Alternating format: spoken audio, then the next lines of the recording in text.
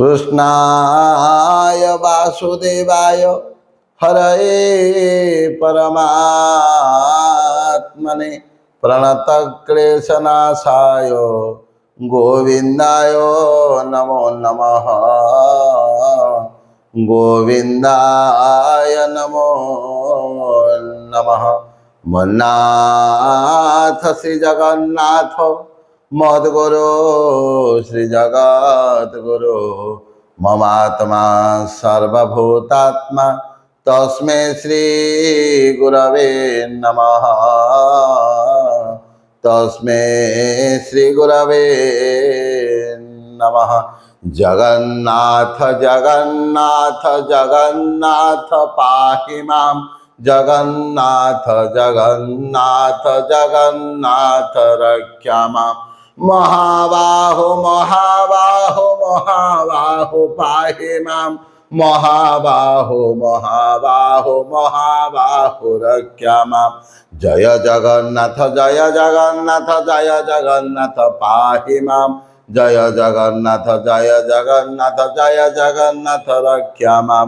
बोलिए जगन्नाथ महाप्रभु की जय। बोलिए भागवत भगवान की जय।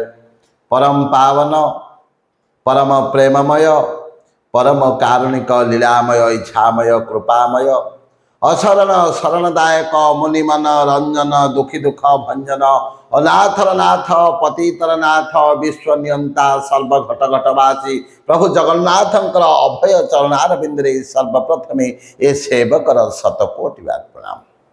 विजय कीर्तन चैनल माध्यम भागवत कथा को श्रवण करुथिबा समस्त श्रद्धालुंकर चरणारविंदे ए सेवकर शतकोटि बार प्रणाम। दर्शक बंधु पूर्व अध्याय आम आलोचना करथिले जदि प्रत्येक दिन आम भागवत ग्रंथ को पढ़िबा शुणिबा जेभली भाव मंत्र जप करने समय मन भितर मंत्र को रखी एवं मंत्र भितर मन को रखी मंत्र जप करे सिद्धि प्राप्ति होता है।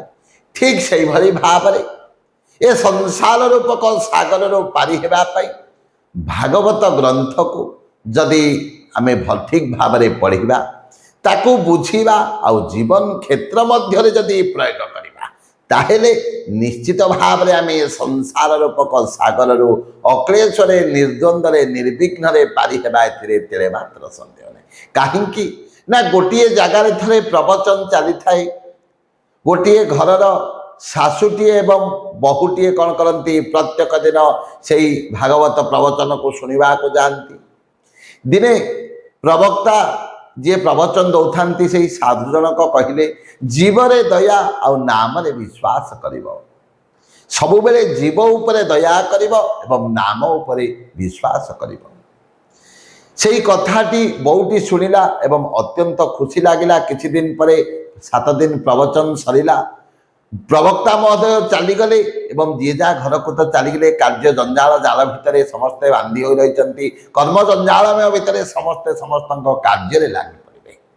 दिने कौन होती शाशु बुढ़ी जनक तार बाहर कौन कर घर बाहर पटे किसी जिनिस सुकई गोटे गाईटे आसी खाईदेला से समय गोटे दंडाटे नहीं बुढ़ी कौन कला 2 पहाड़ देला से गाईटी को से कथाटी देखु थाए बहु जनक आसी कहला हे शाशुमा आपण किसी खराब भावे मु गोटे छोटिया कथा कहूँ ना कौन ना से प्रवक्ता जनक आपण को प्रवचन में कहले जे जीवरे दया करिवो नाम रे विश्वास करिवो। आमे जेते जप कले मध्य जदि विश्वास न रखी जप करिबा जेते समय पर्यंत भगवान को ऊपर विश्वास रखिना आमे केते भगवान को डाकिले मध्य कोनसी फल मिलिबो नाही। काहेकि संत गोस्वामी श्री रामचरित मानस बालकांड एई कथा कहि कले बिनु विश्वास न भगति नहीं अरे बिनु विश्वास न भगति नहीं तेहि बिनु द्रवई न राम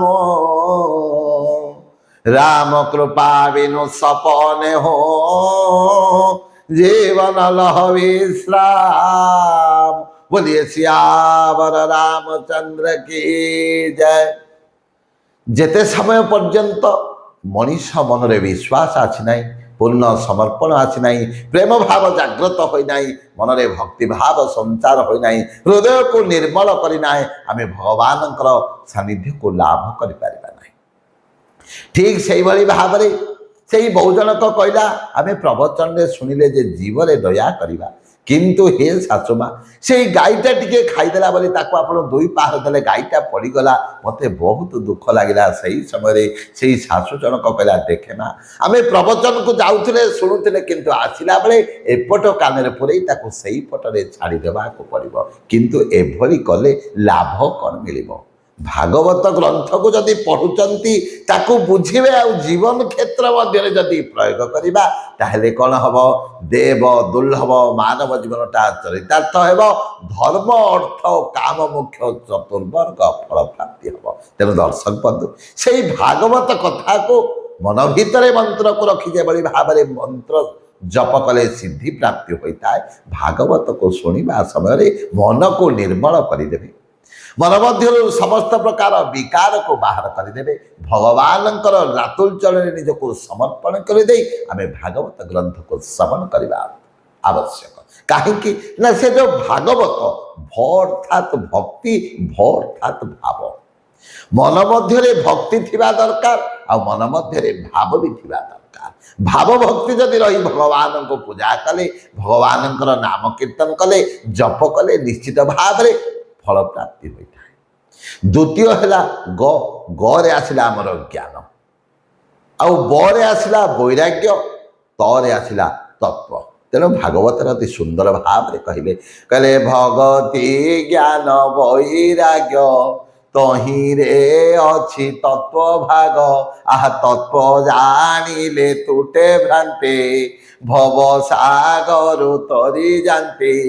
ଆମେ ଯେଉଁ କହୁଛେ ଭକ୍ତି, ଶାସ୍ତ୍ରକାର କହିଲେ, ଭାଗବତକାର କହିଲେ ଭଗତି ଜ୍ଞାନ ହିଁ ନହି କଛୁ ଭେଦା, ଗାବହି ଶ୍ରୋତି ପୁରାଣ ବୁଦ୍ଧ ବେଦା। ଭକ୍ତି ଆଉ ଜ୍ଞାନ କ'ଣ? ନା ଭକ୍ତି ହେଲା, ଜ୍ଞାନ ହେଲା ଗୋଟିଏ କଏନ୍ ଟଙ୍କାର 2ଟି ପାର୍ଶ୍ୱ। ଏ ଯେଉଁ କଏନ୍ ଟଙ୍କା ଆପଣମାନେ ଦେଖିଛନ୍ତି, ଯେଉଁ ଗେଣ୍ଡୁ ଟଙ୍କା ବୋଲି ଆମେ କହୁଛେ, ଗୋଟିଏ ପଟ ଯଦି ହେଲା ଭକ୍ତି, ଆଉ ଗୋଟିଏ ପଟ ହେଲା ଜ୍ଞାନ। ତେଣୁ ଏ ଯେଉଁ ଭକ୍ତି ଆଉ ଜ୍ଞାନ ଗୋଟିଏ କଏନ୍ ଟଙ୍କାର 2ଟି ପାର୍ଶ୍ୱ ଭଳି, ଗୋଟିଏ ହେଲା ଭକ୍ତି, ଆଉ ଗୋଟିଏ ହେଲା ଜ୍ଞାନ।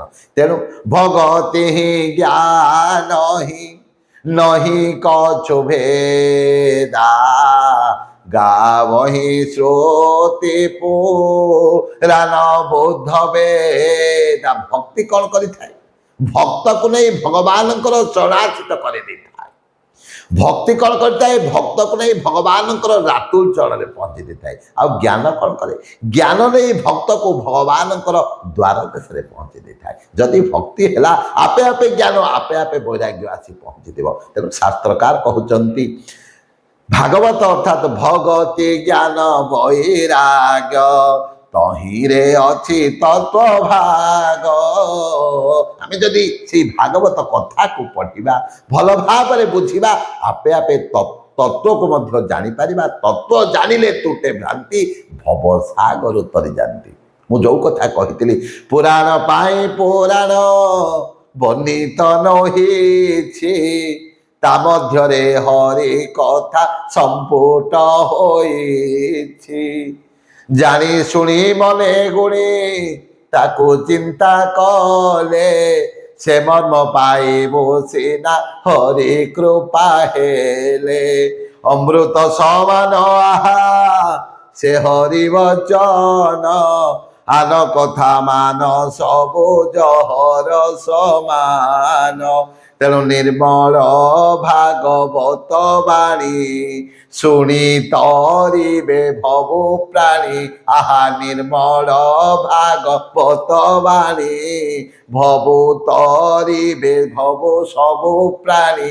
ସମସ୍ତେ ଯେଉଁମାନେ ଶୟନେ ସପନେ ଜାଗରଣେ ଅବଚେତନେ ଚାଲିଲା ବେଳେ, ବୁଲିଲା ବେଳେ, ଖାଇଲା ବେଳେ, ଖେଳିଲା ବେଳେ ଭଗବାନ ଶ୍ରୀକୃଷ୍ଣଙ୍କର ନାମକୁ ଶୁଣିବେ, ଭାଗବତ କଥାକୁ ଶୁଣିବେ, ଗାଇବେ, ପଠନ କରିବେ, ମନନ करेंगे चिंतन करेंगे अक्लेशरे निर्द्वंद्वे सहजरे निर्विघ्न ए संसार पारी हो जाए एथिरे मात्र समय जो कथा भागवतकार कहले कहले निर्मल भागवत वाणी शुणी तरिबे भवो प्राणी आहा परम शास्त्र भागवत समस्त शास्त्र मध्य श्रेष्ठ परम कहीं श्रेष्ठ ना भक्ति रहिला ज्ञान रहिला वैराग्य रहिला आउ तत्व रहिला तेणु परम शास्त्र भागवत परम शास्त्र भागवत अभ्यास करुथिब नित्य तेणु यही शास्त्र को प्रत्येक दिन आम अभ्यास करवा दरकार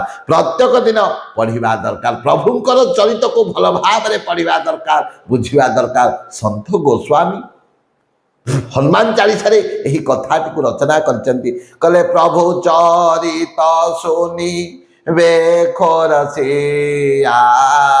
राम लखन सीता मन बसिया प्रभु चरित सुनी बेखोरसिया